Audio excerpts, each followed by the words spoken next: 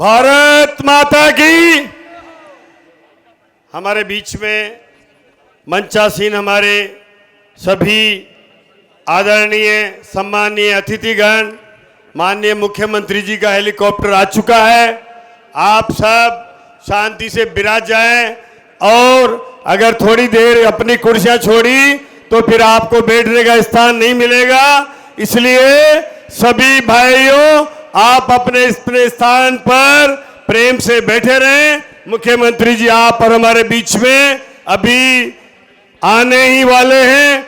जिस तरह से हमारे इस देवली उनियारा में आज इतनी बड़ी संख्या में हमारा ये जन सैलाब उमड़ा है और मैंने देखा है पूरे कस्बे में और रोडों पर कहीं जगह नहीं है। जिस तरह से कार्यकर्ता, आमजन, किसान भाई आज आपके बीच के आपके भाई राजेंद्र गुर्जर को आशीर्वाद देने के लिए यहाँ पर आए हैं। आपके बीच का, आपके बीच रहने वाला, हमेशा सहज उपलब्ध होने वाला ऐसा प्रत्याशी भारतीय जनता पार्टी ने, हमारे मुख्यमंत्री जी ने दिया है। मैं आपसे आग्रह करता हूं कि आप आने वाली 13 तारीख को राजेंद्र जी गुर्जर को इस देवली उनियारा से जिताकर भेजेंगे, चुन करके भेजेंगे। ये आप सबकी सेवा करने में कोई कमी नहीं रखेंगे। आपके बीच सहज उपलब्ध है और आपने देखा है एक तरफ कांग्रेस ने कौन सा ऐसा प्रत्याशी दिया है जो जनता के बीच में कभी नहीं रहा। पूरे अपने 60 साल की उम्र में पूरे तो पहले सरकार में अधिकारी के रूप में अपना सरकार का मजा लिया और अब भोली भाली जनता को ये समझते हैं कि ये जनता भोली है, इन्हें चुन लेगी। लेकिन ये देवली उनियारा की जनता बहुत समझदार है, ये अपना भला बुरा समझती है। और जिस तरह से भारतीय जनता पार्टी की राजस्थान में सरकार है, पूरे देवली उनियारा में जो इस कार्यकाल में भजन लाल जी की सरकार ने जो सौगातें दी है, वो सौगातें आपको, अभी तो ये हमारा टेलर था, आपने यहां से भाई राजेंद्र गुर्जर को जिता करके भेजा तो पूरी पिक्चर सामने होगी। आने वाले 4 साल में इस देवली उनियारा में विकास का एक नया अध्याय शुरू होगा और नए आयाम लिखे जाएंगे। आप सब हमारे बीच में मुख्यमंत्री जी पहुंच चुके हैं और आपके बीच में शीघ्र आने वाले हैं। मैं आपसे निवेदन करता हूं कि आप सब अपनी अपनी कुर्सियों पर विराज जाएं, स्थान पर विराज जाए, ताकि हमारी इस व्यवस्था में कोई भी दिक्कत नहीं आवे। आज जिस तरह से एक विकास का रोड मैप लेकर के हमारी सरकार चल रही है, और यही नहीं बंधुओं, जिस तरह से मैंने देखा है, मैं भी यहाँ कई महीनों से पूरे क्षेत्र, चाहे टोंक जिला हो, चाहे देवली उनियारा हो, गांव गांव गया हूं, क्षेत्र में घूमा हूं और मैंने देखा है क्या हालात हैं। इस 5 साल में जो हालात इस क्षेत्र के रहे सरकार होते हुए, आज जिस तरह से यहाँ पर जल जीवन मिशन के रूप में जो काम होना चाहिए था, जो पानी गांव गांव पहुंचना चाहिए था और जो पानी नहीं पहुंचा, उसके लिए कांग्रेस की सरकार जिम्मेदार है। और यहां से 3 बार से जिनने वोट लेकर के और जनता के साथ धोखा किया, वो यहां से आज सांसद बन करके और गए। ऐसे हरीश मीणा ने इस क्षेत्र के साथ धोखा किया है। आज उनका भाई भी बोल रहा है, नमो नारायण जी बोल रहा है कि इसने तो मेरे साथ भी धोखा किया है। अरे जो अपने भाई का नहीं हुआ वो जनता का क्या होगा, वो जनता का क्या भला करेगा। ये नमो नारायण जी भी बोल रहे हैं, उनका भी दर्द बोल रहा है। मेरा आपसे निवेदन है, ये भाइयों, कांग्रेस में, इस कांग्रेस में टिकट मिलता नहीं है, इस कांग्रेस में टिकट बिकता है। ये देवली उनियारा का टिकट बेचा गया है, ये बड़ी राशि लेकर के और यहाँ का टिकट बेचने का काम या कांग्रेस में बैठे हुए इनके नुमाइंदों ने किया है। ये जनता समझदार है, इस जनता को फैसला करना है कि आपको ऐसे पैसे वाला उम्मीदवार चाहिए या एक सामान्य आपके बीच में रहने वाला राजेंद्र गुर्जर, जो रात को 12 बजे भी, रात को 2 बजे भी आपका फोन उठाता है, आपको भाई की तरह बात करता है, आपको छोटे भाई की तरह पूछता है। ये जनता के बीच में हमेशा रहता है, ये मैंने देखा है। और ये जनता की आवाज पर ये जनता की आवाज पर ही भारतीय जनता पार्टी के प्रदेश नेतृत्व ने और हमारे राष्ट्रीय नेतृत्व ने टिकट दिया है। ये राजेंद्र गुर्जर से पूछ लो, ये कहीं टिकट लेने नहीं गया, न किसी से कहने गया। ये टिकट यहाँ जनता की आधार पर, आवाज पर आपके यहाँ आया है। ये अब जनता की जिम्मेदारी है, आप कार्यकर्ताओं की जिम्मेदारी है कि यहाँ से बड़ी संख्या में आप मेहनत करें, घर घर जाए और राजेंद्र गुर्जर को इतने वोटों से जिताकर भेजे कि 3 बार का कांग्रेस का जो जीत रही है उसका बदला भी इस बार आपको लेना है। हमारे मुख्यमंत्री जी आप पर कोई कमी नहीं देने वाले हैं। उन्होंने कहा है इस क्षेत्र के लिए कोई कमी हम नहीं रहने देंगे। आपकी जो समस्या है वो पेयजल की टेल तक पहुंचने की, चाहे वहां रोड को खोद दिया गया लेकिन वापस ठीक नहीं किया गया।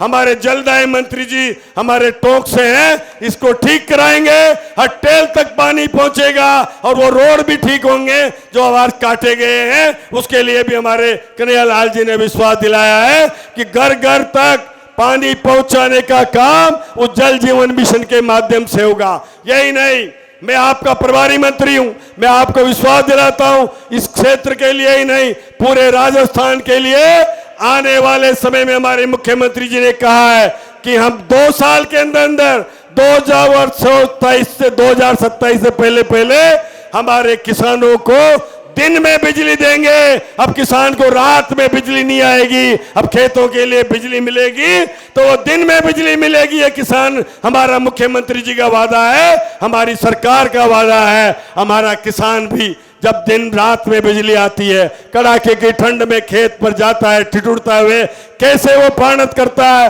कैसे वो खेत पर पानी में उतरता है, ये किसान इसका दर्द मैं भी किसान हूं, मैं भी समझता हूं। इसलिए किसान भाइयों बिजली भी पूरी मिलेगी और वो रात दिन के समय मिलेगी, इसके लिए हम व्यवस्था कर रहे हैं, निरंतर प्रयास कर रहे हैं। और यही नहीं, आने वाले समय में सर्वांगीण विकास हो, जिस तरह से हमारे मुख्यमंत्री जी निरंतर लगे हुए हैं और हमारे यहाँ जो इन्वेस्टमेंट आ रहा है और विदेश जा रहे हैं, नए नए उद्योग आ रहे हैं, नए नए इन्वेस्टर हमारे यहाँ आ रहे हैं।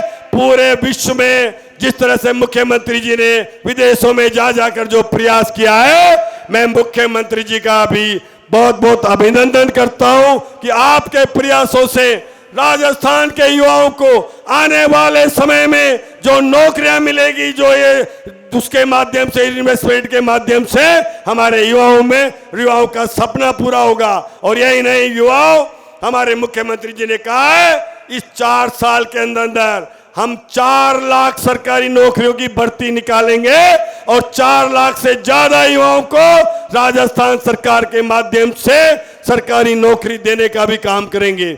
इसके लिए पूरी तैयारी और रोड मैप बना दिया गया है।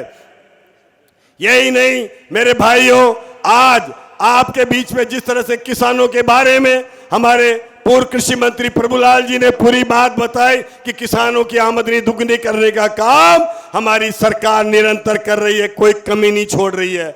और जिस तरह से ERCP में भी यहाँ के देवली उनियारा के भाई आपसे कहना चाहूंगा, अगर कोई कमी है हमारी सरकार उसको भी ठीक करेगी। मुख्यमंत्री जी आपकी भावनाओं से वाकिफ है, उसको भी हम ठीक करने का काम करेंगे कि यहाँ के किसानों के लिए, यहाँ के आमजन के लिए एक ऐसी व्यवस्था हो कि कोई समस्या है तो उसका भी समाधान होगा।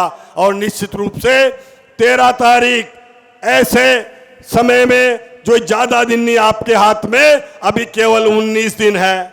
ये 19 दिन के अंदर बीच में हमारी दीपावली का भी त्योहार है। इसलिए कार्यकर्ता भाइयों, इतनी बड़ी संख्या में आप पधारे हैं और राजेंद्र जी गुर्जर को आशीर्वाद देने के लिए आए हैं। आपका भाई आपके बीच में रहने वाला आपका साथी यहां से चुन करके जाएगा, आपकी आवाज को विधानसभा में उठाएगा, उसको कोई कमी नहीं रहने देगा, इसका मैं विश्वास दिलाता हूं। और राजेंद्र जी की गारंटी देने के लिए आपके बीच में आज मंच पर बैठे हुए हमारे सारे पदाधिकारी हैं, हमारे मंत्री हैं, मैं आपका यहां से प्रभारी मंत्री हूं और हमारे प्रदेश अध्यक्ष और हमारे मुख्यमंत्री जी भी इस बात की गारंटी देने के लिए आए हैं कि यहां से आप राजेंद्र जी गुर्जर को चुन करके भेजेंगे।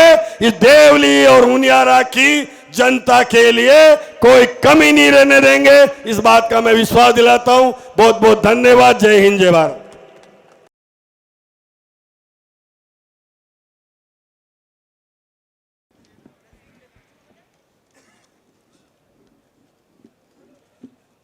बोलिए भारत माता की। भाई ये देवली ओनियारा की आवाज है क्या?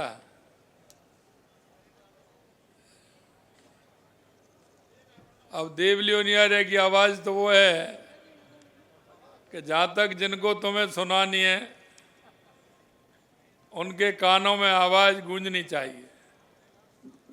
बोलिए भारत माता की, भारत माता की, बिजासन माता की, चामुंडा माता की, नेकचाल बालाजी की, बीसल देव महादेव जी की, आप सबकी। आज के इस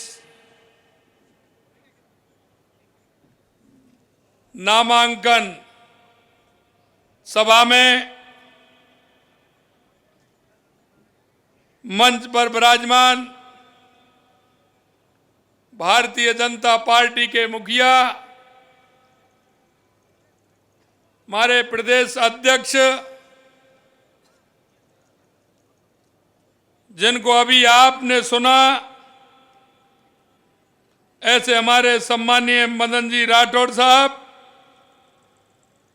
मेरी कैबिनेट में मेरे साथी उप मुख्यमंत्री प्रेमचंद जी बैरवा साहब, कैबिनेट में मेरे साथी भाई हीरालाल जी नागर साहब, भाई कन्हैयालाल जी चौधरी साहब, आपके अपने लोकप्रिय आपके प्रत्याशी भाई राजेंद्र गुर्जर जी। राजेंद्र गुर्जर जी वो कार्यकर्ता हैं जो सभी कार्यकर्ताओं के चहेते हैं, एक सामान्य परिवार से आते हैं और सभी की सेवा करते हैं। ऐसे हमारे प्रत्याशी हैं। हमारे भीलवाड़ा के सांसद, प्रदेश के महामंत्री माननीय दामोदर अग्रवाल जी, हमारी पार्टी के वरिष्ठ नेता पूर्व मंत्री सम्मानीय प्रभुलाल जी सैनी साहब, देवनारायण बोर्ड के अध्यक्ष ओम प्रकाश भड़ाना जी, हमारे टोंक जिले के पार्टी के अध्यक्ष भाई अजीत मेहता जी, हमारे पूर्व सांसद सुखबीर सिंह जी जौनपुरिया साहब, हमारी जिला प्रमुख श्रीमती सरोज बंसल जी, उपजिला प्रमुख आदेश कंवर जी, चेयरमैन देवली नेमीचंद जी जैन साहब, पूर्व चेयरमैन ओनियारा राकेश जी बढ़ाया, विधायक हमारे राम अवतार बैरवा जी, राम साहेब वर्मा जी, जब्बर सिंह जी, ललित मीना जी, शत्रुघ्न गौतम जी, वीरेंद्र सिंह जी कानावत साहब, उदयलाल जी बढ़ाना, हमारे पार्टी के पूर्व अध्यक्ष शंकर लाल जी ठाणा साहब, सत्यनारायण चौधरी जी, सतीश चंदेल जी, राजेंद्र पराणा जी एवं मंच पर विराजमान सभी नेतागण और मेरे सामने बैठे देवली ओनियारा के मेरे पूजा योग बुजुर्गों, नौजवान दोस्तों, मेरी माता बहनों, सबसे पहले तो मैं आप सभी का वंदन करता हूं, अभिनंदन करता हूं। आप सभी को मैं नमन करता हूं। मेरे भाई और बहनों, जैसा कि आपको पता है कि देवली ओनियारा से एक साधारण कार्यकर्ता और एक ऐसा कार्यकर्ता जो हमेशा जनता के बीच में रहता है, जनता की सुनता है, ऐसे कार्यकर्ता को प्रत्याशी बनाया है। मैं भाई राजेंद्र गुर्जर जी को मैं बधाई देता हूं, धन्यवाद देता हूं। मित्रों, मैं आपसे इतना कहना चाहता हूं कि आप अपने काम के लिए सजग हो, अपने काम की पीड़ा जाने, जिससे कि हमको लगे कि हम जो कुछ करना चाह रहे हैं उसको ठीक प्रकार से कैसे कर सकते हैं। मैं आपको याद दिलाना चाहूंगा कि जब हमारी पार्टी चुनाव के लिए गई थी तो हमने आपके सामने एक संकल्प पत्र रखा था, संकल्प पत्र। और मैं ये इसलिए कहना चाह रहा हूं कि जो संकल्प पत्र हम आपके बीच में लेकर के आए थे, आज मैं 10 महीने में कह सकता हूं कि संकल्प पत्र को हमने 50% पूरा करने का काम किया है, लगभग 50%। और ये मैं इसलिए कहना चाहता हूं, जो पार्टी चुनाव में आती है वो अपना संकल्प पत्र या घोषणा पत्र लेकर के आती है। हमारा संकल्प पत्र होता है, कांग्रेस का घोषणा पत्र होता है, और वो घोषणा पत्र सिर्फ घोषणा करने का होता है।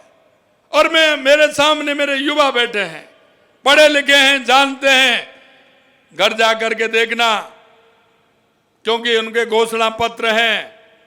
और अब के नहीं, 3 बार 4 बार के उनके घोषणा पत्र निकालना, और उन्होंने उस घोषणा पत्र को कितना पूरा किया है उस पर विचार करने की आवश्यकता है। यह भी मैं आपसे निवेदन करना चाहता हूं, और वो मैं इसलिए करना चाहता हूं। चुनाव आते हैं, कांग्रेस के लोग आते हैं, लूट और झूठ की दुकान खोलते हैं, झूठे वादे करते हैं, जातिवाद धर्मवाद की बात करते हैं। मैं आपसे कहना चाहता हूं मेरे भाई और बहनों, जिस तरह की अफवाह फैलाने का काम करते हैं, एक दूसरे से लड़ाने का काम करते हैं, ये इनकी फितरत रही है, फितरत रही है इनकी। हमेशा कांग्रेस ने जातिवाद और धर्मवाद के नाम पर देश को और प्रदेश को बांटने का काम किया है। और जब चुनाव आते हैं तो ये नए नए फसूका लाते हैं, नई नई बातें लाते हैं, क्योंकि सिर्फ झूठ के अलावा इनके पास कुछ नहीं है। और मैं सही माने में कहूं तो यह कांग्रेस भ्रष्टाचार की जननी है, भ्रष्टाचार की जननी है। आपने कांग्रेस का भ्रष्टाचार देखा है, आप अच्छी तरह से जानते हैं। और इस सभा में ज्यादातर किसान हैं। मैं किसान भाइयों आपको कहना चाहता हूं, आपके वो युवा जो किसान और मजदूर के बेटे थे, इन्होंने कितनी बार पेपर लीक करने का काम किया। हमने हमारे संकल्प पत्र में कहा है कि अगर जिन्होंने युवाओं के आंखों में आंसू लाने का काम किया, हम उनको छोड़ेंगे नहीं। और अब आप देख रहे हो उनकी संख्या बढ़ती जा रही है, बढ़ती जा रही है, बढ़ती जा रही है। पहले हमने कहा 50 हो गए, फिर 100 हो गए, 150 हो गए, अब तो थोड़े दिनों में 200 तक पहुंचने वाले हैं। और हमने कहा है कि जिन्होंने किसानों के बच्चों को आंखों में आंसू लाने का काम किया है, उनको हम किसी भी कीमत पर छोड़ने वाले नहीं हैं, छोड़ने वाले नहीं हैं। अभी कहते हैं, विधानसभा में कहा था कि मगरमच्छ कैसे आएंगे, मैंने कहा धीरे धीरे वो भी आ रहे हैं, चिंता मत करिए। अब साइज बढ़ने लग गई है, मच्छी से ऊपर जा रही है, साइज बढ़ने लग गई है। और अब मैं विश्वास दिलाते हैं कि हम किसी को छोड़ने वाले नहीं हैं, किसी को छोड़ने वाले नहीं हैं। मैं आपसे कहना चाहता हूं मेरे भाई और बहनों, मैं सिर्फ एक बात आपसे जरूर कहूंगा कि देश के यशस्वी प्रधानमंत्री नरेंद्र मोदी जी के नेतृत्व में हमारा देश आगे बढ़ रहा है।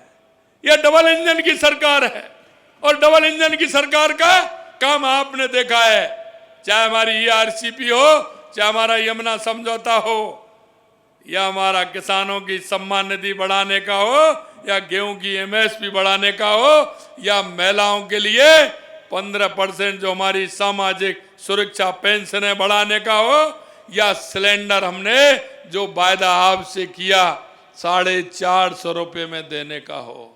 यही नहीं मेरे भाई और बहनों, घुमंतु अर्ध घुमंतु जो लोग थे, जो उनका कहीं घर नहीं था, कहीं उनके पास जमीन नहीं थी, ऐसे अगर 21,000 लोगों से ज्यादा उनको जमीन और पट्टा देने का काम किया तो देश के यशस्वी प्रधानमंत्री नरेंद्र मोदी जी के नेतृत्व में किया। मैं आपसे यही निवेदन करना चाहता हूं, जो हमने वायदा किया है, और ERCP का सबसे ज्यादा फायदा टोंक और दौसा जिले को ही मिलने वाला है, यहाँ के किसानों को मिलने वाला है। मेरे पास बात आई थी निश्चित रूप से उस पर हमने विचार किया कि आपकी जो समस्या थी उसका समाधान भी करेंगे और आने वाले समय में किसान को खेत के लिए भी पानी मिलेगा और जनता को पीने का भी पानी मिलेगा, ये हम विश्वास दिलाते हैं। हमारा एमओयू हुआ है और अभी थोड़ी दिनों में हमारे शिलान्यास भी होने वाला है।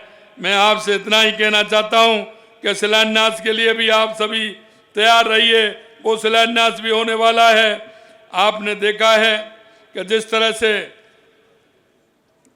आपके दर्द को कौन समझता है, किसान के दर्द को किसान का कोई ना कोई हमदर्द ही समझ सकता है, बाकी कोई नहीं समझेगा। ये मैं आपसे इतना कहना चाहता हूं, हे मेरे मुल्क के मालिक, जरा सोच विचार करो, क्योंकि जब हमारा अधिकार, संविधान ने वोट का अधिकार दिया है, तो उस पर विचार करने का अधिकार भी आपका है। आपको उस पर विचार करना चाहिए, सोच समझ के बात करनी चाहिए। कभी हम जातिवाद के नाम पर आ जाते हैं, कभी अफवाहों में आ जाते हैं। मेरा आप सभी से आग्रह है कि हम सब उसको विचार करते हुए, कौन हमारा भला कर सकता है, कौन हमारी योजनाओं को गति दे रहा है। आपने देखा, हमने युवाओं से कहा था कि आने वाले समय में 1 साल में हम 1 लाख नौकरी देंगे, 5 साल में हम 4 लाख सरकारी नौकरी देंगे, 6 लाख हम प्राइवेट पर देंगे। आपने देख लिया, हमको 10 महीने हुए हैं, 33,000 युवाओं को नियुक्ति पत्र देने का काम हमारी सरकार ने किया है। और आपने देखा होगा, एक साथ 90,000 नियुक्त जगह निकालने का काम आज तक किसी ने किया है क्या? मैं आपसे कहना चाहता हूं, 60,000 फोर्थ क्लास की जगह क्या ये 10 महीने में खाली हुई है? आपसे मैं पूछना चाहता हूं, ये 60,000 जगह कब से खाली हुई है, लेकिन क्यों नहीं भरी? क्या मेरे किसान के बेटे को नौकरी मिल जाती तो इनको कुछ नुकसान हो जाता? क्या मेरे मजदूर के बेटे को नौकरी मिलती तो नुकसान हो जाता? लेकिन हमने कहा कि हम किसान के मजदूर के बेटे को सरकारी नौकरी देने का काम करेंगे। हमने एक साथ 90,000 वैकेंसी निकालने और कैबिनेट में निकालने का काम हमारी सरकार ने किया है। 60,000 फोर्थ क्लास की, 23,000 सफाई कर्मियों की, 7,000 ड्राइवर की, और अभी मैंने कहा कि हम 4 लाख लेंगे। लेकिन मैं आपसे कहना चाहता हूं, ये संख्या और आगे जाएगी, ये मैं विश्वास दिलाता हूं। कभी आपने देखा होगा कि सरकार ने कभी कैलेंडर निकाला है क्या? 2 साल का कैलेंडर पेपरों का निकाला है क्या? हमने कहा युवाओं से, आप तैयारी करिए, पूर्ण रूप से तैयारी करिए। हमने पूरा कैलेंडर इसलिए निकाला कि हमारा युवा तैयारी करे और उसका नंबर उसमें आए, पिता को भी खुशी हो, माता जी को भी खुशी हो और सभी को खुशी हो, और हमारे नौजवान को सरकारी नौकरी भी मिले। मित्रों, मैं आपसे कहना चाहता हूं, आपने देखा होगा कि लगातार हम राजिंग राजस्थान का हमारा कार्यक्रम चल रहा है। राजिंग राजस्थान में आपने देखा होगा, हमसे कहा पहली साल में कर रहे हो? मैंने हाँ, पहली साल में ही करेंगे। पहली साल में इसलिए करेंगे जिससे हमको उनको धरती पर उतार सकें, हमारे युवाओं को रोजगार दे सकें। और आपने देखा होगा, आज तक हम 18 लाख करोड़ रुपए से ज्यादा हमारे एमओयू हो गए हैं, और अभी तो 1.5-2 महीने बाकी हैं। आने वाले समय में और भी बढ़ेंगे, ये मैं आपको विश्वास दिलाता हूं। मैं आपको यह भी विश्वास दिलाता हूं कि देवली और उनियारा को क्या लाभ मिलने वाला है, क्योंकि आपने देखा होगा, हमने काम करते हैं, हम राजस्थान की जनता के लिए काम करते हैं, और राजस्थान की जनता के लिए जब हम काम करते हैं तो हमारे मन में किसी तरह का कोई भेद नहीं होता है। इसलिए मैं कहना चाहता हूं, हमने 200 विधानसभा में बजट का काम दिया है। आपसे मैं पूछना चाहता हूं कि यहां देवली उनियारा के अंदर किसका विधायक था? किसका विधायक था? कांग्रेस का था ना। लेकिन आप विकास की बात सुन लीजिए, वो भी बजट में कितना दिया है? 15 करोड़ रुपए की लागत से केकड़ी, सरवाड़, नसीराबाद, सावर, देवली सड़क का उन्नयन कार्य किया है। 10 करोड़ रुपए की लागत से केकड़ी, रामथल, नेगड़िया, देवली का काम किया है। 20 करोड़ रुपए की लागत से मालपुरा, रिडव्या मांदलोई खेजड़ों के पास तक किया है। 650 करोड़ रुपए की लागत को तो एक ही है लागत, नसीराबाद सरवाड़ केकड़ी है। 147 करोड़ रुपए का लागत से देवली को बीसलपुर व टोड़ारा होते हुए जयपुर को जोड़ेगा। 50 करोड़ रुपए की लागत से बीसलपुर रेप कॉलोनी टाटोनिया में सड़क निर्माण कार्य करवाया जाएगा। 19 करोड़ देवली उनियारा देवली अलीगढ़ हेतु शहरी पेयजल योजना का उच्च जलाशय। 26 करोड़ रुपए की लागत से देवली शहर में 4 उच्च जलाशय। 7 करोड़ से देवली उनियारा स्थित गलवा बांध में माइनरों का जीर्णोद्धार। देवली सामुदायिक स्वास्थ्य केंद्र को उपजिला स्वास्थ्य केंद्र अतिरिक्त जिला एवं सत्र सेशन न्यायालय उनियारा टोंक में खोला जाएगा। अगर इस पैसे को लगाएंगे तो आप देखेंगे, हिसाब लगा लेना मेरे भाई और बहनों, कि अब तक के इतिहास में पहले बजट में पहली साल में हजारों करोड़ रुपए के विकास कार्य अगर कहीं हुए हो तो वो मेरे को बता देना, क्योंकि हम खुले मन से काम करते हैं। हमारे पास जो हमारी जनता का फीडबैक आता है, क्योंकि हम कहते हैं देश के यशस्वी प्रधानमंत्री कहते हैं हम 140 करोड़ जनता के लिए काम करते हैं। हमारी सरकार कहती है कि हम राजस्थान की 8 करोड़ जनता के लिए काम करते हैं। मैं आपको यही कहना चाहता हूं कि जिस तरह का काम हमारी सरकार कर रही है, मैं आपसे इतना ही कहना चाहता हूं, आने वाले समय में आपको एक अपने बीच में से एक ऐसा प्रत्याशी मिला है भाई राजेंद्र गुर्जर को ज्यादा से ज्यादा वोटों से जिता करके विधानसभा में भेजना है, जिससे कि देवली उनियारा का विकास की गति और भी ज्यादा गति बढ़ सके। ऐसा मेरा आप सभी से आग्रह। आप सभी लोग तैयार हैं ना? आप सभी लोग तैयार हैं ना? तो हाथ खड़े करें ऊपर।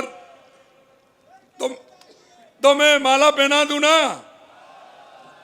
अरे ऐसे नहीं, पीछे वाले तो कुछ कह ही नहीं रहे हैं, ये वाले तो वैसे खड़े हैं, ये कुछ नहीं कह रहे हैं। पहना दूं? ये गारंटी आपकी होगी, हैं? पूरी तरह से लगोगे?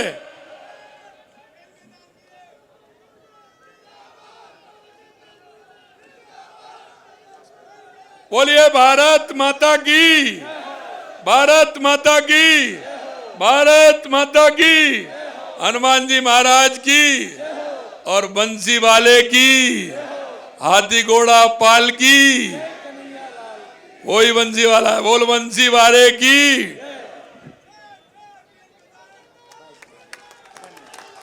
बहुत बहुत धन्यवाद। मुझे विश्वास है कि देवली उनियारा के आप सभी लोग राजेंद्र जी को बहुत बड़े बहुमत के साथ जिता करके लाएंगे। इसी आशा और विश्वास के साथ आप सभी को बहुत बहुत धन्यवाद। जय हिंद, जय भारत, जय राजस्थान, जय देवली उनियारा।